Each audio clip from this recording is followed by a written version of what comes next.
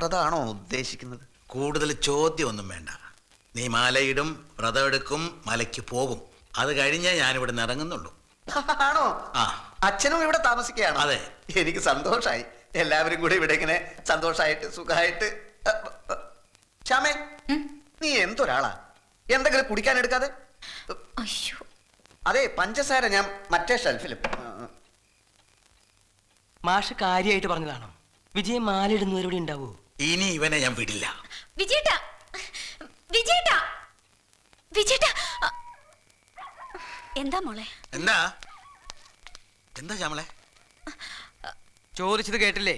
അത് വിജയേട്ടൻ ഷർട്ട് എടുത്തിട്ട് ഈ വഴി പോയി. എന്റെ മോൻ.